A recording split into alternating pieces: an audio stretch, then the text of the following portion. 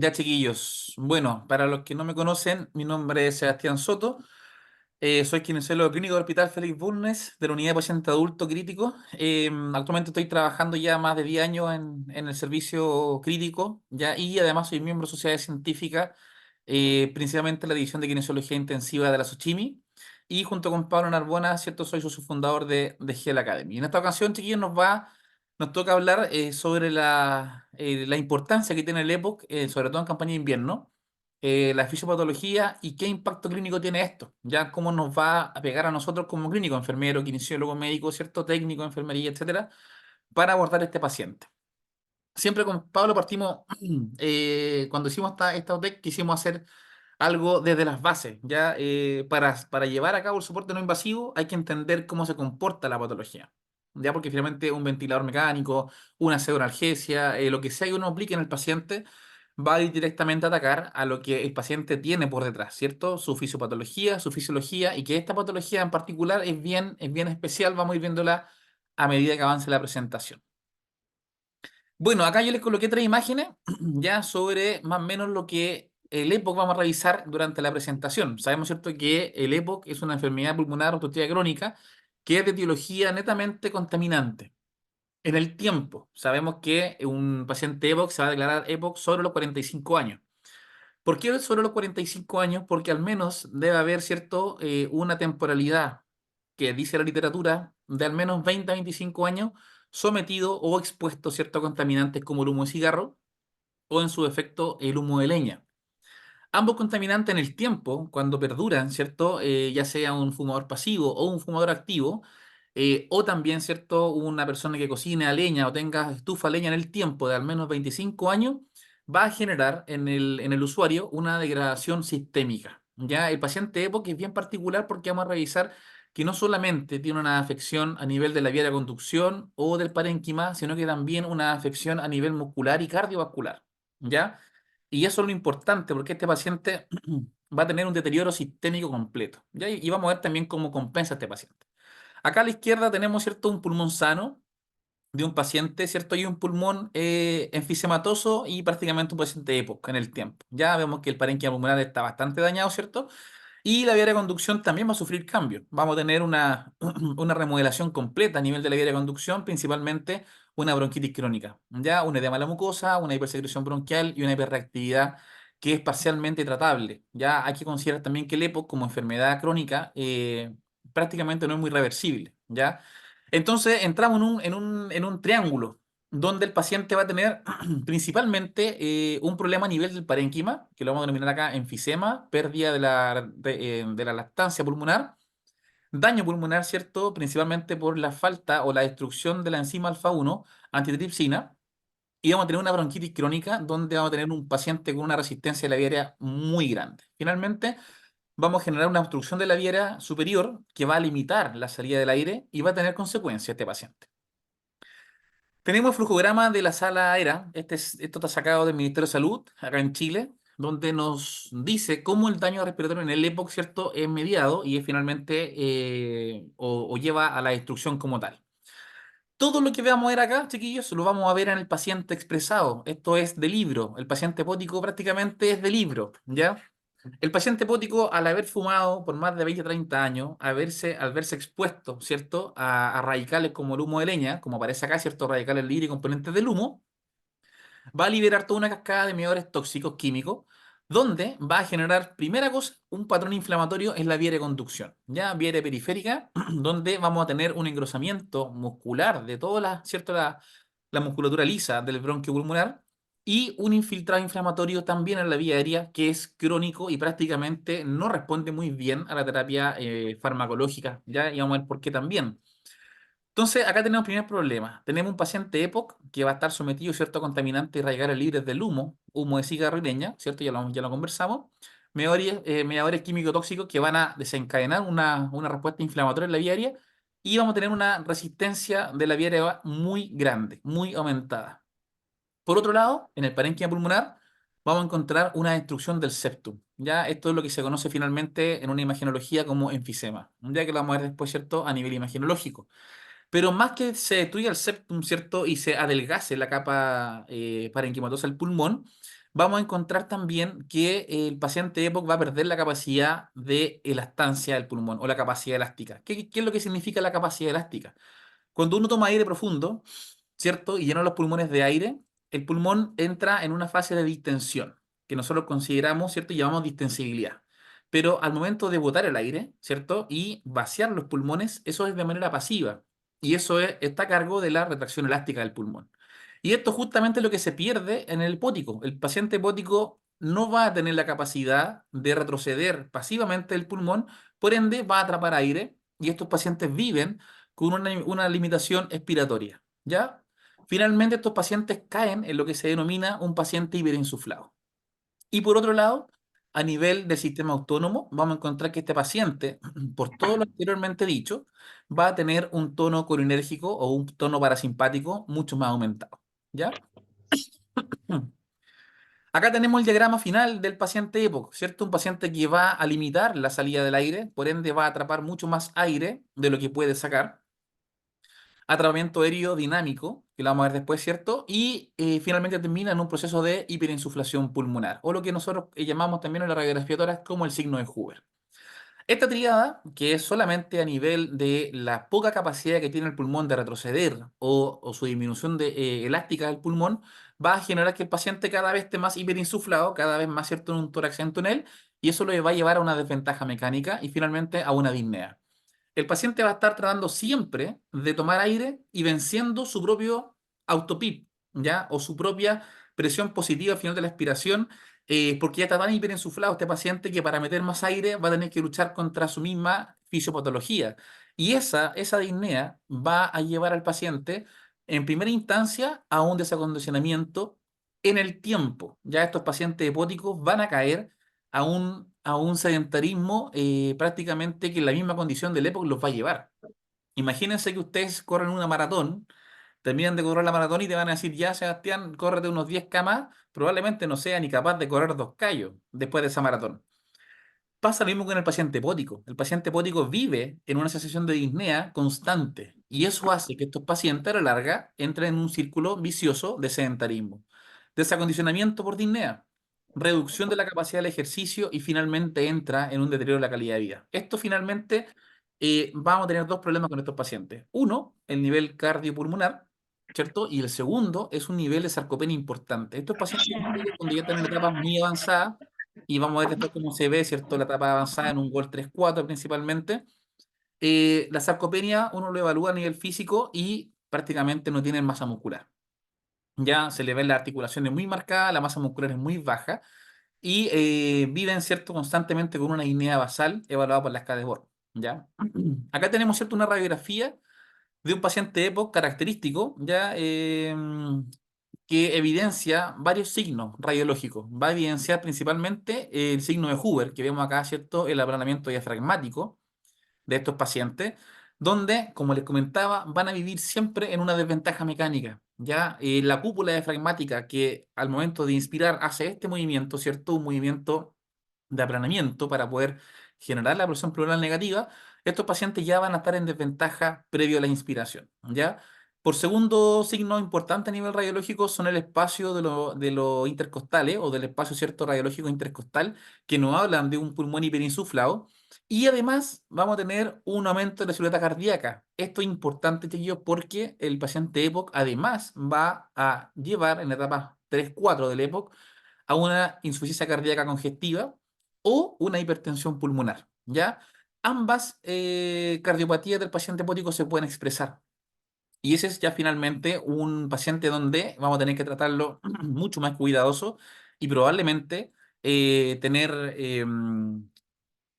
signos de alerta para trabajar con estos pacientes. Porque algunos pacientes EPOC, cuando tienen cardiopatía izquierda, van a responder muy bien a la presión positiva. Pero cuando tenemos ya hipertensión pulmonar, 1, 2, 3 o 4, ahí intentamos una disyuntiva, ¿cierto? Si la presión positiva va a tener un rol importante en estos pacientes o no. Y finalmente, otro signo radiológico es la trama peribronquial, que la vemos bastante engrosada a cierto nivel peribronquial acá, como lo vemos en la radiografía tórax. Acá entonces tenemos en modo de resumen, un poco, ¿cierto? La fisiopatología del EPOC, donde encontramos un paciente en la vía de conducción bastante dañado, ¿cierto? Con una hipersecreción bronquial recurrente, un proceso inflamatorio gigantesco, edema de la mucosa, ¿cierto? Y una hipersecreción, perdón, una hiperreactividad bronquial que va a tener recidiva importante en cada invierno o cambio de temperatura al paciente EPOC. Por otro lado, va a generar esta elevación crónica del flujo aéreo de salida y generar cierto este atrapamiento aéreo del paciente. Pero también a nivel pulmonar vamos a encontrar una alteración o una destrucción alveolar que denominamos cierto el enfisema pulmonar. ¿Esto qué problema tiene? Estos pacientes hepáticos ya avanzados generalmente debutan con neumotórax propio. Ya estos pacientes hacen un poco de ejercicio, un poco de su zona de confort que están fuera de la parte normal del sedentarismo. Y no es raro que estos pacientes al hacer mayores presiones pleurales negativas o esfuerzos ventilatorios más vigorosos, debuten con algún tipo de neumotórax propiamente, ¿cierto? Por su falta, ¿cierto? De la estructura pulmonar propiamente tal. Acá tenemos un artículo bien importante que yo lo rescaté el año 2016, que es de la Sociedad Respiratoria Asiática, ¿ya? Que nos habla un poquito de cómo el paciente EPOC se va remodelando. Y acá vamos a tener consideraciones importantes para después configurar un ventilador mecánico y también tener algunos signos de alarma de cuánto saturar un paciente, cuándo ver que un paciente sea más crónico o no que otro, etcétera. Bueno, esta revista, bueno, se las puedo recomendar para quien quiera el paper, se lo vamos a dar después de la reunión. Vamos igual a mandar a la base de datos, ¿cierto? Estos documentos. Pero este paper me habla, ¿cierto? De las 5 características importantes del paciente hepático. Uno, que es la inflamación, que ya lo vimos, ¿cierto? A nivel del parénquima pulmonar y de la vía de conducción, pero que también va a tener una repercusión importante como mecanismo compensatorio de elevación de la serie roja. Los pacientes hepáticos de etapa 3-4 generalmente debutan con lo que se denomina la poliglobulia, ¿ya? En contexto de hipoxemia. Estos pacientes EPOC finalmente viven constantemente en un grado de hipoxemia natural. Ellos viven más o menos en una saturación del 88%, 90%.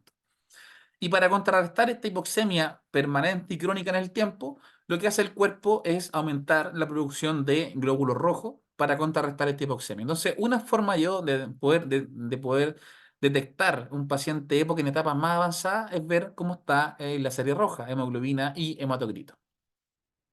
Por otro lado, como ya le habíamos comentado, ¿cierto? Hay una alteración del septum pulmonar y principalmente una alteración evidente en los rayos X, que ya lo vimos, ¿cierto? Signo de Hoover, trama peribronquial aumentada, entre otras cosas. Pero va a tener también alteración gasométrica a nivel de la oxigenación. Estos pacientes siempre debiesen mantenerse, o un EPOC GOL 3-4, mantenerse con saturaciones bajo 90%. La razón de eso es porque estos pacientes, como viven de manera crónica hipercápnico, con un CO2 sobre 45, ¿cierto? La única forma de que la respiración se mantenga autónoma en la noche, cuando se van a dormir y uno apaga, ¿cierto? Su sistema de vigilia, entra a jugar el sistema autónomo. Y una de las formas de mantenerse, ¿cierto? Respirando de manera autónoma es que el switch de on-off de la respiración se mantenga en alerta. Y encontramos, ¿cierto? Estos sensores químicos de oxigenación y de CO2 a nivel del callado aórtico. Y estos pacientes donde tienen alterado, ¿cierto? El sensor de CO2 por una hipercapnia constante en el tiempo, la única manera que ellos respiren de manera autónoma es por hipoxemia. Por eso es importante mantener rango de saturación siempre bajo los 90% para que el paciente en la noche no retenga más CO2, ¿cierto? Y no caiga en hipoventilación. Por otro lado, vamos a encontrar también alteraciones del electrocardiograma. Como les decía, ¿cierto? Estos pacientes van a tener probablemente un ensanchamiento del QRS por un aumento también, ¿cierto?, del trabajo ventricular izquierdo. ¿Por qué? Por cardiomegalia y principalmente una hipertrofia concéntrica del ventrículo izquierdo, generando también una hipertensión arterial y secundaria, una baja, ¿cierto?, de la fracción de eyección del ventrículo izquierdo. Acá tenemos, ¿cierto?, un paciente hepático, etapa 4. Ya acá les traigo una radiografía de un paciente que tuvimos en la unidad. Ya es un paciente que fue admitido a la unidad con nosotros, se terminó intubando antes de que terminara el turno de noche. Y fíjense la cardiomegalia del paciente, el ventrículo izquierdo que es gigantesco, y tenemos, ¿cierto?, un pulmón bastante dañado, con los signos claros de la trama peribronquial aumentada, ¿cierto? Y fíjense también acá en el TAC de tórax cómo se encuentra el parénquima pulmonar, un enfisema pulmonar prácticamente bilateral masivo. Entonces, son pacientes que van a tener una remodelación completa, no solamente a nivel de la vía de conducción del parénquima pulmonar, sino que también a nivel cardiovascular. Y por supuesto, un deterioro de la vida. ¿Cómo clasificarlo? Bueno, acá en Chile, por lo menos la clasificación natural, según la sala ERA, va a ser con la escala GOL, ¿sí? No es lo mismo, y pues esto es súper importante, chicos, que todos ustedes lo consideren. No es lo mismo que a mí me llegue un paciente a cuidados críticos, un GOL 1A o A2, ¿cierto? Que un paciente B3 o B4. No es lo mismo marcarle objetivos de saturación a un paciente A1 que a un paciente B4. Por eso es importante que cuando usted le ingrese a un paciente EPOC, antes que todo, antes de marcarse una pauta de cocina, porque esto no es una pauta de cocina, clasifique bien a su paciente. Si que no está intubado, por supuesto, ¿ya? Y ver cómo es su calidad de vida, ¿cierto? Ver los síntomas que tienen el día, en la noche, el ejercicio, etcétera. Cuántas veces cayó el año durante la hospitalización y, por supuesto, la capacidad del BEF1, que lo vamos a ver a continuación. Un estudio de la revista internacional de EPOC, ya del año 2020. Esta es una revista que evaluaba a los pacientes ciertos sanos y los pacientes EPOC en el tiempo. Fíjense el BEF1 de estos pacientes, que es la capacidad, ¿cierto?, de eliminar aire en el primer segundo, en litros por minuto. Fíjense que este BEF1 se evalúa a los 25 años, a los 50 años y a los 75 años en los pacientes que, uno, no fuman, acá arriba, en la curva uno son pacientes no fumadores y no fumadores pasivos tampoco. En la curva 2 tenemos a los pacientes que fuman en el tiempo, ya, pero que pararon de fumar a los 45 años en esta curva. Y fíjense que mientras más tiempo el usuario pase fumando o esté expuesto a humo de leña, vamos a caer de síntomas a pérdida de la funcionalidad y finalmente llevarlo a la muerte. Este estudio, que fue una revisión que me encantó porque toma más o menos 50 años de revisión del BEF1 de distintos pacientes, lo va evaluando en el tiempo, a través de los síntomas, a través de la pérdida de la funcionalidad y a través, ¿cierto?, de finalmente llevarlo a la muerte. Y el rango, o por lo menos el corte donde este estudio lo hace a los 50 a los 75 años, donde la curva se hace más parabólica hacia abajo y la capacidad, ¿cierto?, de eliminar aire se hace cada vez, ¿cierto?, más insostenible, llevando al paciente a la muerte. Por otro lado, tenemos este mismo estudio donde nos mostró, ¿cierto?, este gráfico del BEF1, desde el 30% al 100% de la capacidad de eliminar aire en el tiempo. Y nuevamente, los pacientes en estadio 3-4, si nos damos cuenta, un gol B3 o un gol B4, la capacidad de botar el aire o de eliminar el aire en porcentaje, ¿cierto?, baja del 60%. O sea, aquí vamos a encontrar pacientes realmente con atrapamiento aéreo, realmente, ¿cierto?, con un signo de Hoover y con todo lo que acabamos de conversar. Por eso no es lo mismo, chiquillo, atender un paciente Gol 4 que un Gol 2 o Gol 1. En este día 1, aún el paciente es capaz de eliminar por lo menos el 70% de su flujo aéreo en el primer segundo. Y finalmente le quiero compartir este metaanálisis que habla, ¿cierto?, cómo se comporta el paciente EPOC en la vida diaria, pero con sarcopenia. O sea, un paciente que por lo menos tenga una capacidad, un gol B3, ¿ya? O un estadio 3. Fíjense que el primer forest plot que vamos a analizar acá es, ¿cierto?, un paciente, o son más de 12 estudios randomizados, clínicos randomizados, con más de 1.500 pacientes analizados en el tiempo, donde vieron la sarcopenia de los pacientes y la función pulmonar o el BEF1. Y se dieron cuenta que los pacientes que presentaban sarcopenia, medida, ¿cierto?, por perímetro de cuádriceps y perímetro, ¿cierto?, de lo que es la pantorrilla, tenían mucha menos capacidad de BEF1 que los pacientes que no presentaban sarcopenia. O sea, esto vuelve a reafirmar que no es lo mismo atender a un paciente GOL 3-4 que un paciente 1-2, ¿ya? Por otro lado, el mismo estudio, un forest plot también, pero evidenciando los efectos de la sarcopenia en la falta de ejercicio o la poca tolerancia al ejercicio. Nuevamente, los pacientes con sarcopenia, ¿cierto?, tenían significativamente mucha menos tolerancia a realizar ejercicio físico. Esto fue medido con el test de marcha 6 minutos, ¿ya? Tenían grupos GOL 1, 2, perdón, A1, 2 en un lado y los otros 3, 4 se sometían a un test de marcha 6 minutos, ¿cierto? Y analizaban la capacidad del esfuerzo físico.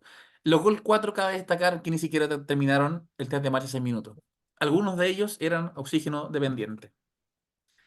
Y finalmente tenemos la sarcopenia, ¿cierto? Y la calidad de vida de los pacientes EPOC, ¿ya? Y nuevamente los que tengan un estadio 3 a 4 tenían, ¿cierto? Peor calidad de vida. Acá dice favor de la no sarcopenia, por ende la calidad de vida era mucho más favorable para el grupo no sarcopénico versus, ¿cierto? El grupo sarcopénico que claramente tenía una limitación de la actividad de la vida diaria. Entonces, finalmente, ¿qué nos queda? Porque una vez, bueno, ya entendiendo la fisiopatología, ¿cierto? Que tenemos una reestructuración a nivel cardiovascular, una reestructuración, ¿cierto? A nivel de los centros centrales, perdón, a los orígenes centrales de los quimiorreceptores de oxígeno y CO2. Tenemos una remodelación del septum pulmonar, una remodelación de la vía de conducción. Estos pacientes llegan muy mal a unidades críticas. Acá tenemos un ejemplo, ¿cierto? Un paciente que llegó con nosotros en ventilación mecánica invasiva y fíjense las presiones pico de este paciente, ya sobre 40 centímetros de agua, una presión pico bastante grande, una resistencia de la vía aérea que tenemos acá de 31, ya que es bastante elevado, el límite inferior son 11. Y generalmente, como les decía, son pacientes que no logran eliminar el aire y tienen lo que se denomina el signo del atrapamiento aéreo, que se puede ver en la curva flujo-tiempo o en el bucle de flujo-volumen, ya donde encontramos también un paciente con un atrapamiento gigantesco, un encajonamiento curva importante.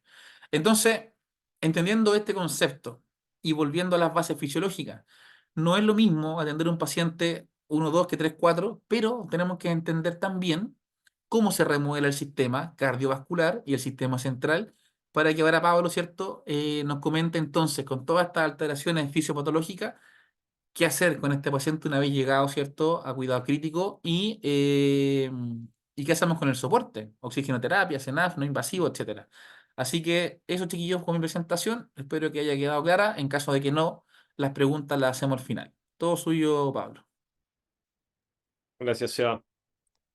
Bien, déjame compartir, que no me estás dejando compartir. Ahí sí, estamos listos. Sí. Bien, se ve. Súper bien. Perfecto.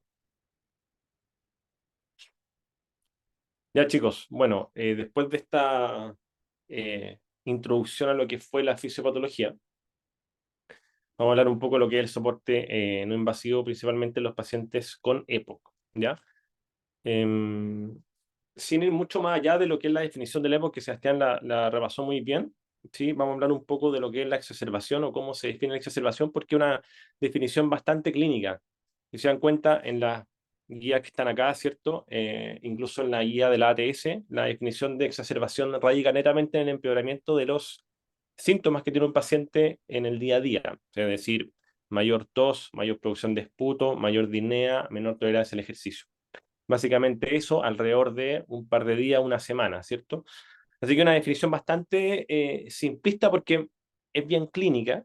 Sin embargo, que un paciente ingrese por exacerbación hipótica, la verdad es que no es tan simplista, porque si lo vemos en términos de porcentaje de sobrevida, nos damos cuenta en esta gráfica de acá que los pacientes que ingresan en su primera admisión hospitalaria por exacerbación de EPOC tienen una sobrevida a los 10 años menor del 25% en relación a los pacientes con EPOC, que obviamente tienen menor sobrevida a lo largo del tiempo, pero es menos marcada, bastante menos marcada que aquellos pacientes que requieren una hospitalización. A su vez, el hecho de estar en una hospitalización, digamos, por exacerbación, cada aumenta de partida la primera hospitalización, aumenta la probabilidad de que vuelvas a exacerbarte y vuelvas a tener una admisión intrahospitalaria, y a medida que, como se ve acá, a medida que vas teniendo la primera, la segunda, la tercera admisión, ¿cierto? Tu mortalidad también va aumentando. Por tanto, si un paciente con EPOC le llega a ustedes como primera exacerbación, o como segunda, ustedes ya tengan claro que es un paciente que va a requerir eventualmente un tratamiento no solo en la fase aguda, sino que todo un tema educacional, ¿cierto? Posterior a esta admisión hospitalaria, e incluso ojalá pudiera tener el soporte que dan las saladeras, ¿cierto? En temas de rehabilitación y el condicionamiento al ejercicio de estos pacientes. Ya, si no, claramente el escenario es bastante poco optimista para estas personas con esta enfermedad. ¿Ya? no ingresando mucho a lo que es oxigenoterapia, sí me gustaría dejar muy en claro esto, ¿cierto? Que en los pacientes con EPOC, ¿cierto? El objetivo de saturación está alrededor de 82, 88, 92, perdón, ¿cierto? Y si se dan cuenta que justamente la barrita en verde en los pacientes con EPOC, tener saturaciones limitadas a esa pulsoximetría radica en menor mortalidad. Ya si se dan cuenta, aquellos pacientes que saturan 93, 96, 97 con 100 se mueren mucho más, y aquellos pacientes que saturan bajo 87 también se mueren más por obviamente el tema de hipoxemia y cor pulmonar que eso se asocia. Entonces, lo importante es que ustedes manejen una saturación target entre 88 y 92, ¿ya? En todos estos pacientes que tienen esta hipercapnia crónica y esta hipoxemia también crónica, ¿ya? Bueno, la BNI, entrando en terreno un poco más derecho, la BNI es probablemente la patología que tiene el mayor sustento en evidencia para los pacientes con EPO, ¿ya? Ya sea exacerbación, facilitar la extubación, ¿cierto? En varios escenarios, pero si ustedes tuvieran que elegir un paciente que se beneficie de la no invasiva, eligen a ojos cerrados el EPOC, porque sí o sí les va a tener van a tener resultados bastante provechosos, ¿cierto? Y el evitar justamente una intubación de estos pacientes que, como ya mencionó Sebastián, tienen todo un concepto de fragilidad y de sarcopenia, ¿cierto? Va también a mejorar el outcome de sobrevida de estos pacientes, también de calidad de vida, ¿ya? Así que EPOC igual BNI. Ese es el mensaje. Bien, ¿cuál es el rol de la BNI de todos estos conceptos fisiopatológicos que explicó Sebastián? ¿Cierto? El componente enfisematoso, la bronquitis crónica, que finalmente condiciona esta limitación crónica al flujo aéreo, por este colapso de la vía aérea que tiene que ver por una parte con la bronquitis, que tiene que ver también con otra parte con la pérdida de soporte elástico de la vía aérea, es decir, de la retracción elástica que impone el parénquima sobre los bronquios en condiciones normales, ¿cierto? Que se pierde en condiciones de EPOC, y que finalmente genera esta obstrucción que a la larga va a estimar, o va a generar, mejor dicho, que a medida que nosotros vamos eliminando el aire, ¿cierto? La vía aérea colapsa y por tanto vamos a ir vaciando el pulmón, o mejor dicho, no vaciando el pulmón y ir atrapando aire en cada expiración, que se ve muy bien en esta gráfica, ¿cierto? Voy botando, me atrapo un poquito, vuelvo a tomar aire, vuelvo a botar incompletamente y voy atrapando el aire, atrapando, atrapando, atrapando, y eso genera lo que se llama PIB intrínseco, que es decir, una presión positiva al fin de la expiración, que lamentablemente lo que va a hacer es que va a generar una mayor resistencia a la insuflación del aire. Vale decir, mi paciente, si tiene PIB intrínseco de tratamiento aéreo, va a tener que generar mucho más esfuerzo muscular respiratorio para lograr una ventilación efectiva. Y en contexto de este aplanamiento diafragmático que habló Sebastián, ¿cierto? Va a ser bastante difícil lograr vencer esta autopista. Por tanto, esto radica netamente en disnea, ¿cierto? En PIB intrínseco y en trabajo respiratorio. Y eso sumado a este aplanamiento diafragmático también obviamente hace que toda mi musculatura quede en desventaja mecánica y por tanto obviamente mantener la homeostasis en esas condiciones es casi imposible. Y lleva justamente a este cuadro clínico de pacientes disneicos, desaturados y con un CO2 por las nubes, con un pH bastante ácido, ¿cierto? CO2 80, pH 7.25 más o menos. Ese es como el contexto que llegan los pacientes hepáticos netamente por este cuadro. Ahora, ¿cómo podemos abordar cada uno de estos pilares? Vale decir, el tratamiento aéreo y también el esfuerzo respiratorio. Bueno, con ventilación mecánica no invasiva. ¿Ya? ¿Por qué? Porque finalmente la ventilación mecánica no invasiva y particularmente los modos binivelados, los clásicos ST o en general cualquier modo en que tú programes presión positiva, plan de la expiración y un soporte, te va a ir facilitando la ventilación. Por una parte, ¿cierto? El soporte inspiratorio que se ve muy bien acá, si te das cuenta, esta es una clásica gráfica de presión-tiempo de un modo ST, es un modo binivelado, en donde si te das cuenta tiene una presión aquí programada, presión positiva, y por sobre ella, cada vez que el paciente respira, a los músculos respiratorios le entrega una presión de soporte para que no tengan que trabajar tanto y la ventilación sea un poco más efectiva, ¿cierto? ¿Cuál es el objetivo de eso? Finalmente, por una parte tengo el efecto CPAP, esta presión continua que se mantiene en la fase expiratoria, que me permite dar una suerte de stent en esta vía aérea que mencionábamos que se colapsaba porque no tenía esta retracción elástica. Entonces, cuando tengo un CPAP bien programado en estos pacientes, o un EPAP, mejor dicho, ¿cierto? Evito que la vía aérea se colapse y por tanto evito que retenga tanto aire al interior del pulmón en cada ciclo inspiratorio, ¿cierto? Y por otra parte, el soporte ventilatorio que va en la fase inspiratoria, que yo le decía que ayuda al músculo respiratorio a mover volumen, ¿cierto? Lo optimiza y por tanto aumento también el volumen corriente, que es justamente una de las características que me va a permitir saciar un poco la sed de aire que tienen estos pacientes. Por tanto, la no invasiva, por una parte, me va a generar una buena descarga de la musculatura inspiratoria, evitando la fatiga y, por tanto, evitando, si lo logro colocar a un tiempo adecuado, evitando la intubación del paciente con EPOC. Y, por otra parte, va a favorecer la ventilación y, por tanto, la remoción de CO2 que a tanto a los médicos les molesta, ¿cierto? La CO2 sobre 45. Ya en 46 es una cuestión, un ataque más ahí, ¿cierto? Bien. Ahora, los pacientes suelen estar hipoxémicos, ¿cierto? No voy a entrar en mucho detalle porque estos números generalmente a la gente los marean, pero básicamente les planteo dos escenarios. Patrón uno, patrón 2, ¿cierto? El patrón uno es un paciente que está respirando a FiO2 21% y tiene un CO2 en 40, normal, nosotros. Si hacemos el cálculo de la presión alveolar de oxígeno, nos damos cuenta que a la larga lo que tenemos de presión alveolar de oxígeno con un CO2 de 40 es alrededor de 100, ¿cierto? Y nosotros sabemos que a nivel venoso es alrededor de 40, por tanto la gradiente que me está generando en condiciones normales con un CO2 normal de intercambio entre alveolo y capilar es los clásicos 60 que nosotros conocemos como fisiología de West, ¿cierto? Que el oxígeno pasa del alveolo a la sangre, ¿cierto? Por un gradiente a través de la barrera que es más o menos de 60. Pero si a este mismo paciente con la misma FIO de 21, ¿cierto? Ponemos un CO de 72, que es lo que pasa con los EPOC, y consideramos que el alveolo es básicamente un universo cerrado en donde conviven distintos gases, y entendemos que si uno de esos gases se expande, le va a quitar espacio al otro. Por tanto, nos damos cuenta que el CO2 de 72 efectivamente lo que va a hacer es bajar la gradiente de difusión que yo tengo a ambos lados de la barrera. Antes tenía 99, ahora tengo 59. Si nos vamos nuevamente al contenido venoso, es 40, por tanto, pasé de tener un gradiente de 60, que es óptimo para la difusión, a tener un gradiente de 19, que obviamente no es óptimo para la difusión, y por eso estos pacientes tienden a también estar hipoxémicos. Hay un descalabre también de relaciones PQ, pero para hacerlo bien simplista, el CO2 finalmente me va a favorecer también la hipoxemia. Y en este caso, no me va a servir de nada poner oxígeno. Lo que tengo que hacer es ser capaz de nuevamente restablecer este equilibrio entre oxígeno y CO2 en el alveolo, y por tanto para ello necesito ventilar, ¿cierto? Necesito barrer ese CO2 que me va a permitir tener una mejor gradiente de difusión a través de la barrera alveolo-capilar. ¿Y cómo hago eso? Bueno, básicamente aumentando el volumen minuto, ¿cierto? Ahora, ¿por qué el volumen minuto? Porque, bueno, si se dan cuenta acá, la presión alveolar de CO2, que puede ser también la arterial de CO2, se conocen homólogas por la gran difusión que tiene este gas, ¿cierto? Va a depender por una parte de cuánto produzco CO2 y por otra parte de cuánto ventilo el alveolo. Ventilación alveolar, vamos a hacerlo homólogo a lo que es volumen minuto. Ahora, para aumentar el volumen minuto, que es lo que tenemos que hacer, podemos hacerlo de dos formas, ¿cierto? O aumento el volumen corriente o aumento la frecuencia respiratoria.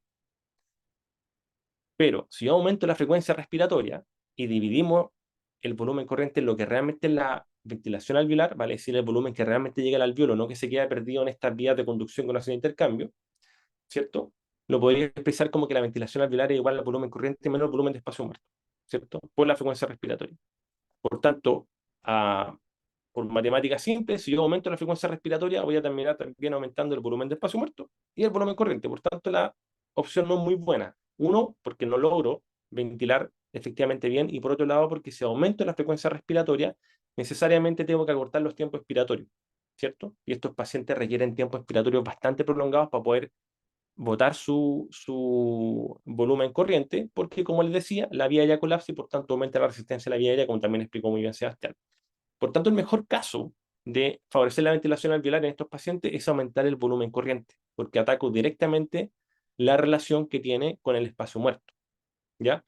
Aumento el volumen corriente y inmediatamente aumento la ventilación alveolar de una forma efectiva y por tanto logro bajar este CO2 y por tanto tengo, en términos bien simplistas, más espacio para el oxígeno, para que pueda difundir, ¿cierto? Y no tener estas saturaciones de 80, 84, que tampoco nos hace bien, porque ya vimos que esas saturaciones muy bajas también aumentan la mortalidad. Bien, ahora el EPAP, que yo les decía que lograba estabilizar la vía aérea.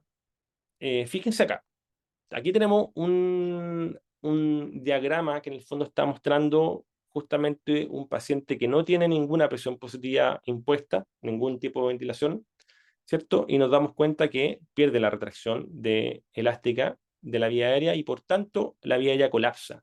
Y colapsa cuando todavía tengo presión, vale decir, todavía tengo volumen dentro del alveolo. Si colapsa, esos 10 centímetros de agua, expresado en términos de volumen, no van a ser capaces de salir. Pero más todavía, para yo generar una insuflación, voy a tener que ser capaz primero de vencer esos 10 centímetros de agua.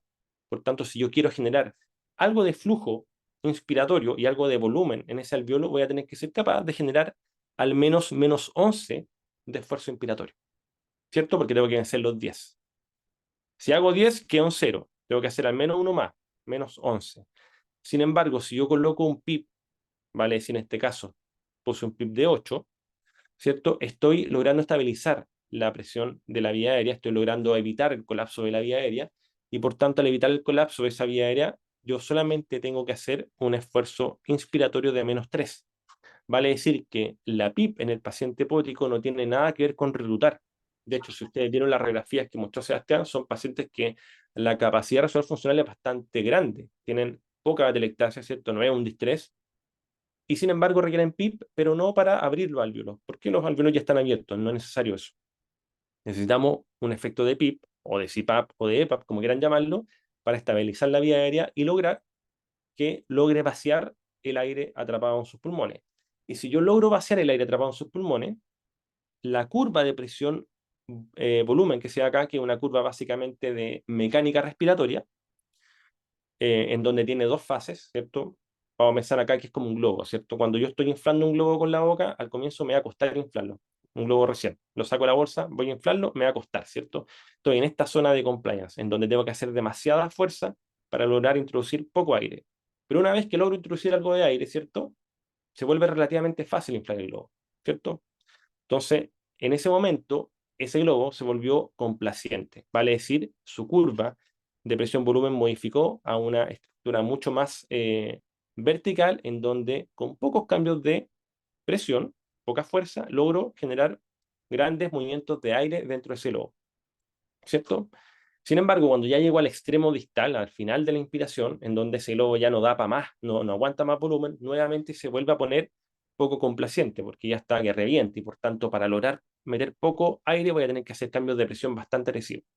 Bueno, cuando el EPOC empieza a hacer atrapamiento aéreo, justamente se sitúa en esta zona de acá arriba, porque está tan lleno ese pulmón que finalmente está respirando en esta zona en donde no es complaciente el pulmón, ¿cierto? Y por tanto el paciente requiere hacer mucho esfuerzo respiratorio para lograr ventilar algo que ni siquiera va a ser efectivo porque no va a dar abasto para el nivel de CO2 que tiene atrapado, ¿cierto? Sin embargo, si yo logro ir vaciando mi pulmón con este PIP o CPAP o EPAC impuesto por mí, o por el clínico, en este caso pueden ser ustedes, y logro mantener la vía aérea abierta, esa relación de presión-volumen va a ir bajando hasta situarse en una zona de mejor compliance, de mejor mecánica y por tanto lograr movilizar aire con poco esfuerzo respiratorio. Ese es el sentido del EPAP en estos pacientes, ¿ya? Y aquí lo podemos ver bastante gráfico, en donde tenemos bastantes variables que tienen que ver con esfuerzo respiratorio, con PIB intrínseco, con resistencia y con ventilación en relación a distintos niveles de CPAP puestos en pacientes con EPOC. Aquí tenemos la presión transpulmonar diafragmática y la gradiente o el delta P de la presión transdiafragmática, que en el fondo está hablando de esfuerzo. Si se dan cuenta, a medida que voy aumentando los niveles de CPAP de 2 a 4 a 6 a 8, en ambos gráficos de esfuerzo respiratorio, la tendencia va bajando. Es decir, a medida que aumento el CPAP en los pacientes con EPOC, el esfuerzo necesario para ventilar va bajando. ¿Por qué? Porque también va bajando el autopip. A medida que aumento el CPAP, logro estabilizar esta vía aérea, logro vaciar el volumen atrapado y por tanto el autopip va bajando. Vuelvo a situar mi pulmón en una zona de buena compliance y por tanto eso refleja obviamente la bajada del trabajo respiratorio. También baja el concepto de resistencia a la vía aérea, ¿cierto? Al lograr estabilizar la vía aérea, evitar que colapse, no voy a tener una resistencia expiratoria tan marcada y por tanto también voy a generar que sumado a todos estos efectos, la ventilación vaya aumentando como se ve acá, ¿cierto? Entonces, el EPAP es bastante importante en el hepótico, suele ser controversial porque todos pensamos en la necesidad de EPAP o PIP como sinónimo de reclutamiento, pero en estos pacientes, insisto, el objetivo no es reclutar, sino que estabilizar su vía aérea. ¿Ya? Por tanto, PIP o no PIP, la verdad es que sí. PIP en todos estos pacientes, incluso por concepto ya de reinhalación de CO2.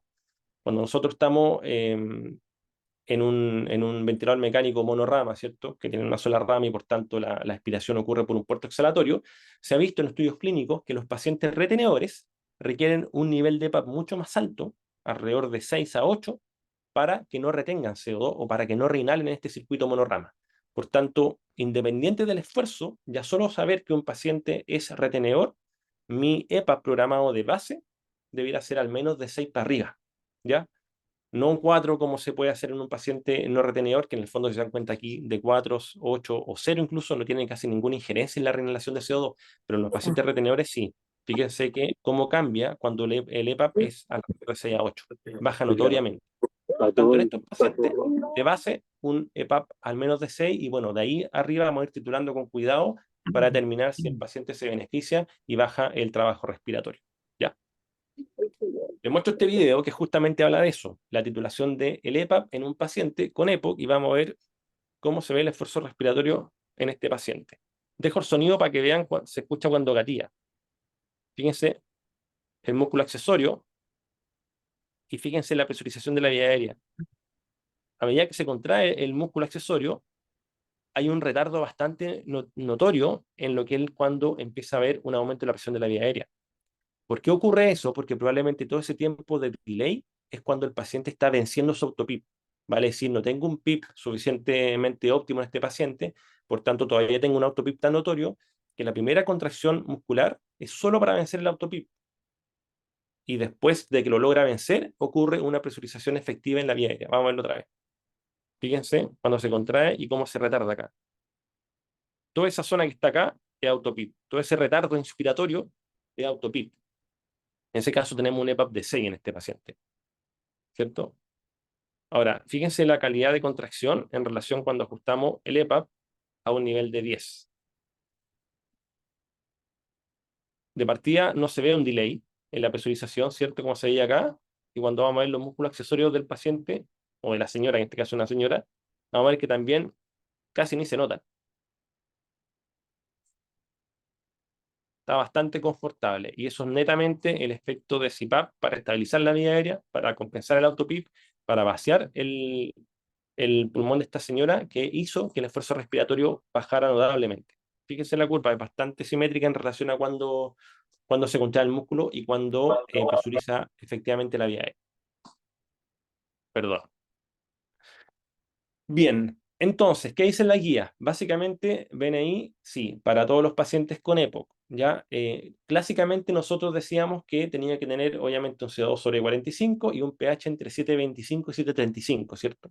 Ese era como el margen normal en donde te decía la evidencia, sí, intenta la no invasiva, pero actualmente incluso te están diciendo que cuando tienes un pH bastante bajo, incluso bajo 7,25, 7,20, no decidas intubar inmediatamente y hagas una especie de prueba, un trial de no invasivo en estos pacientes para ver si lo puedes sacar de esa refractariedad, ¿ya?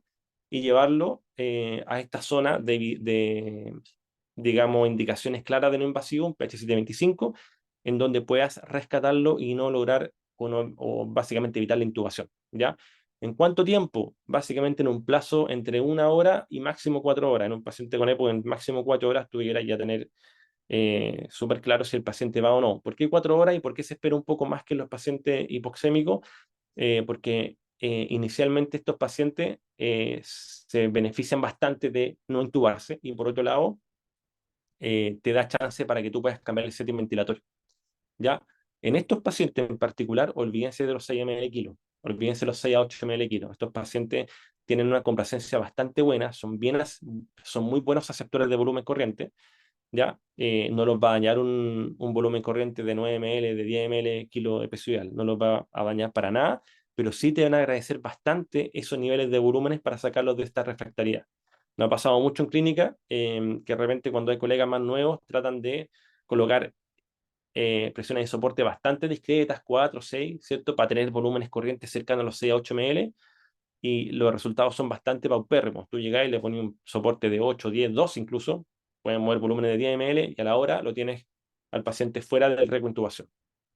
¿Ya? Y esos pacientes 2, 3 días y están fuera de la no invasiva. Entonces, básicamente no se limiten tanto por el pH, ciertas son indicaciones claras, ¿cierto? 725, 735, pero si el paciente está más bajo que eso, igual intente la no invasiva de una forma agresiva, póngale alto soporte, póngale un EPAP que no voy a decir un valor porque es bien difícil determinar qué valor va a requerir, pero sí fíjense mucho en este retardo que vimos en el video de la musculatura respiratoria. Si ven que hay una contracción evidente y hay un retardo en la presurización, es porque hay autopip y por tanto tienes que ir subiendo tu nivel de EPAP. ¿Ya? ¿Cuándo puedes saber que tu paciente está respondiendo? Bueno, estos son predictores de éxito. Si tu nivel de oxígeno en sangre aumentó 10 milímetros de mercurio, o tu CO2 bajó 5 milímetros de mercurio, o al menos tu pH corrigió en 0,03, es decir, que lo tenés en 7,25 y mejoró a 7,28, bueno, eso te está diciendo, vamos bien, aguántelo, modifica algunas cositas si es necesario, pero va bien encaminado. ¿Ya?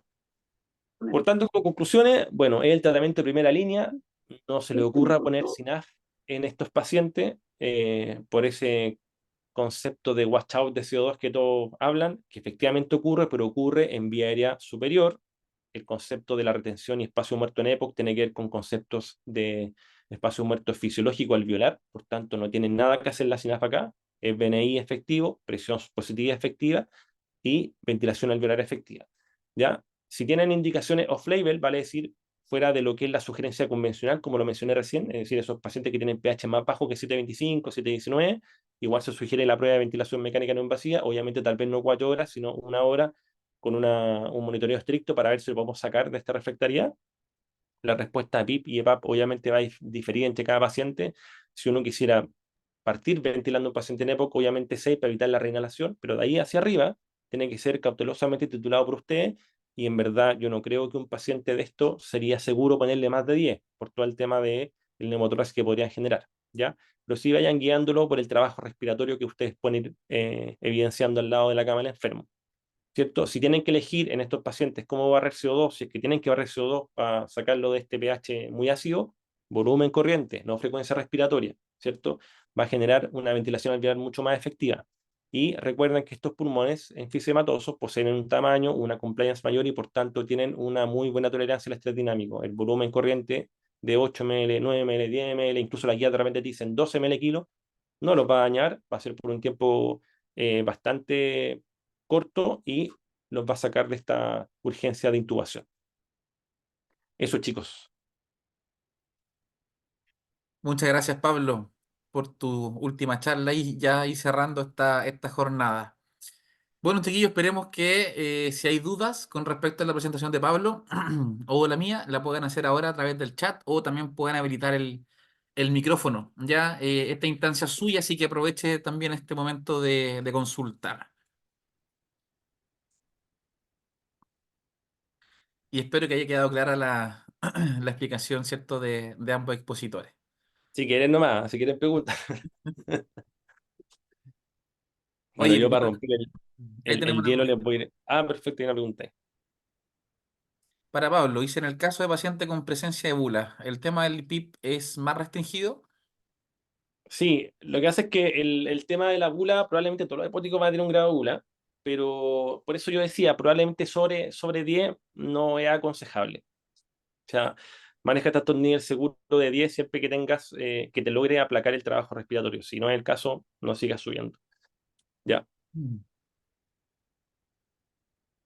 ¿Se puede Perfecto. hacer algún en monitoreo?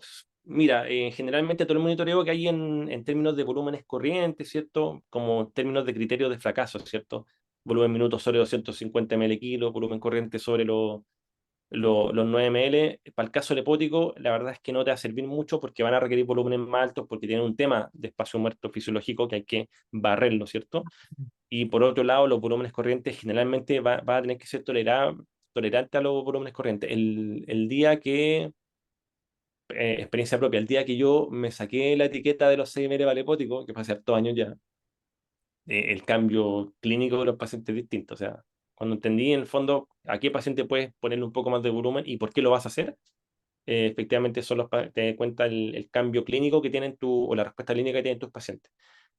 Así que en este caso, más que valores como si puedes tener en un paciente hipoxémico, probablemente no. Yo sería al lado de la cama del enfermo y bueno, si en 4 horas ya manejando el setting no lo pudiste sacar, tienes que proceder a lo siguiente con todo lo que implica intubar a un paciente de este tipo. ¿Ya? Tenemos otra pregunta ahí también para Kevin. ¿Cuál era el signo de Hoover? Bueno, Kevin, ese signo es un signo radiológico, ¿cierto? Donde se ven los pacientes con hiperinsuflexión dinámica, que encontramos, ¿cierto?, el aplanamiento diafragmático y se pierde, ¿cierto?, esta diferencia entre el diafragma derecho y el diafragma izquierdo, que existe una diferencia de por lo menos 2 centímetros entre uno y el otro. Ya el signo de Hoover es un signo clásico que denominamos, ¿cierto?, en radiografía para los pacientes hiperinsuflados, con, ¿cierto?, tener un diafragma, ambos diafragmas aplanados en la misma línea. ¿Ya? Espacio intercostal aumentados también se puede sumar a la descripción. Preguntan ahí, en urgencias, un paciente agudo, la frecuencia respiratoria iría más alta tratando de adaptarse, perdón, al uso musculatorio accesorio del paciente. ¿Tú dices un paciente con EPOC? Porque un paciente con EPOC, no. No, la frecuencia respiratoria en estos casos es porque está en la zona alta de la presión volumen, no tiene mucho espacio para meter volumen, y la frecuencia respiratoria está obedeciendo aumentar el volumen minuto. Pero ya vimos que la mejor forma de optimizar la ventilación alveolar o el volumen minuto en estos pacientes es en base a volumen corriente. Por tanto, si tú aumentas el soporte y le das más volumen corriente, va a lograr que la frecuencia baje. ¿Ya? Y eso es como el objetivo de ustedes. Bajar la frecuencia para que pueda ir botando aire, ¿cierto? Optimizar la ventilación alveolar y bueno, el EPAP netamente para estabilizar y bajar trabajo respiratorio.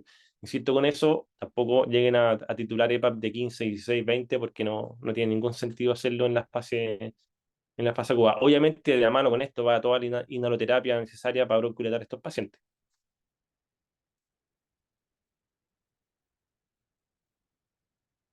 Más dudas, yo les cuento de todas formas que obviamente tenemos un curso de ventilación no invasiva, actualmente con inscripciones abiertas en nuestra página healthacademy.cl, en donde vamos a estar tocando todos estos temas en profundidad, porque partimos bueno, el curso se llama de la A a la Z, porque obviamente estamos abordando todo lo necesario para que ustedes manejen la no invasiva en sus pacientes, ¿cierto? Para que le pierdan el miedo a titular los soportes. Y bueno, parte de fisiología, vemos todas las cosas técnicas de la no invasiva, pero también vemos cada patología en una clase particular. Vemos lo que es el EPOC de forma mucho más profunda de lo que vimos ahora. Vamos a ver también lo que es la neumonía, el distrés, el paciente con obesidad, ¿cierto? El paciente con patología neuromuscular. Cosa de que cuando ustedes lleguen a la clínica y se enfrenten con cualquier tipo de paciente, sepan, bueno, ya sé de dónde partir, ¿cierto? Así que, bueno, ahí se va, le mando el link, está con descuento actualmente, así que si le interesa la no invasiva, quieren profundizar sus conocimientos, quieren tener mejores herramientas para abordar este invierno a sus pacientes, y no quieren tener el clásico curso que les dice que es la IPAP y la EPAP, y después se topa con un paciente con él y dicen, chuta, ¿qué hago? Bueno, este es el curso porque les vamos a también enseñar cada escenario clínico en donde pueden aplicar la ventilación no invasiva, y obviamente después con jornadas presenciales. No vengo a vendérselo a regalar, pero Oye, por favor sigan preguntando si necesitan. sumarme ahí a las palabras de Pablo. Bueno, es un curso que ya está en la versión 3, chiquillos. Ya llevamos dos versiones anteriores. Y lo bueno es que cada versión mejora, obviamente, las cosas que ustedes mismos nos van comentando para mejorar.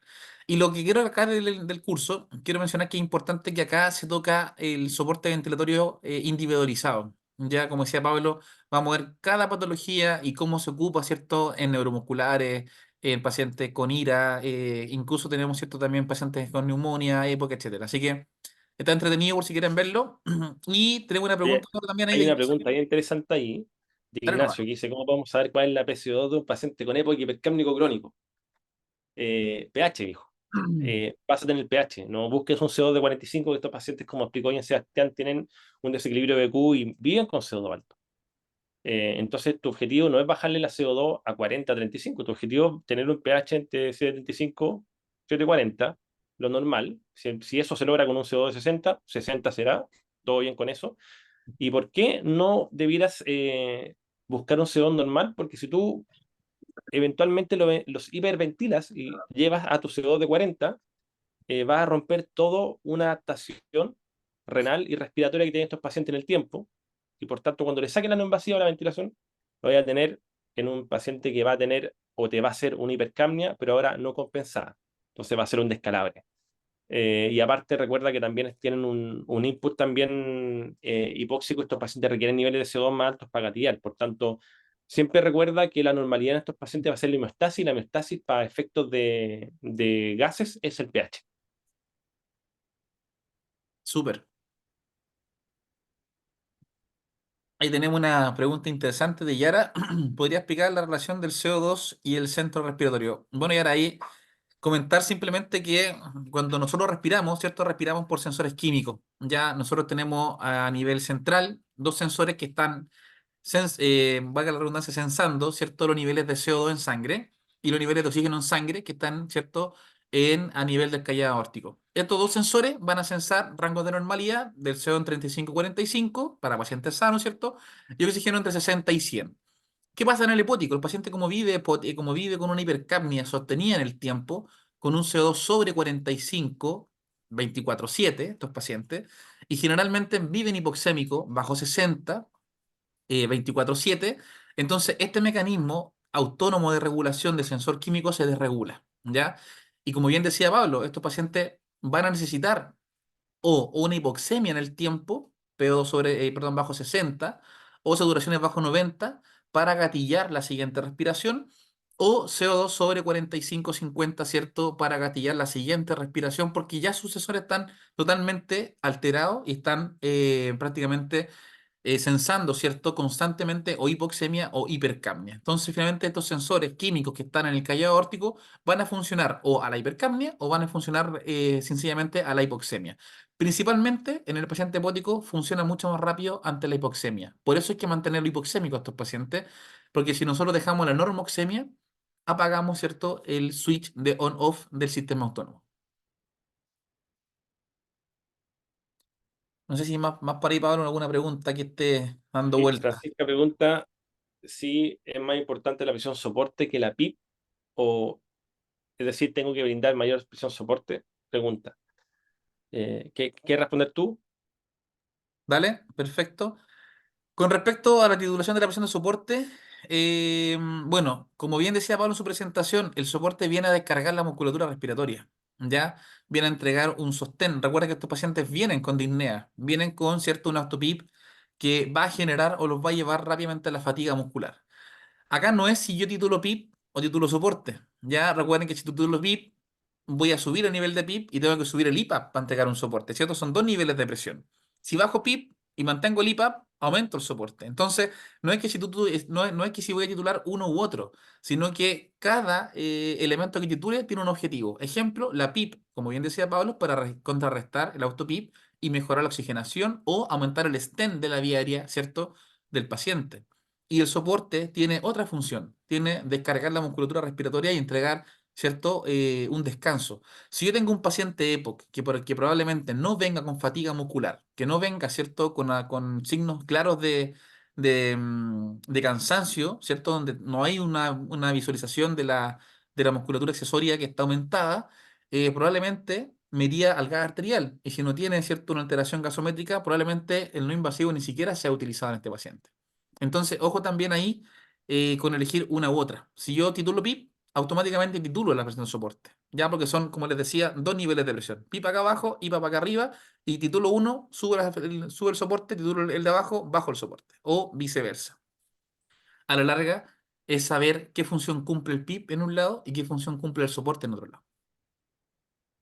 Oye, eso que tú mencionaste es bien importante. O sea, si a usted en la noche le llega un paciente que tiene un pH 7,37 y un CO2 de 80, no, CO2 60, 62, y está preocupado del CO2, no se preocupe, está más que bien. Y no tiene trabajo respiratorio, no tiene disnea, vaya a dormirse, descanse. No hay nada que hacer ahí, no hay que barrer CO2 en ese caso.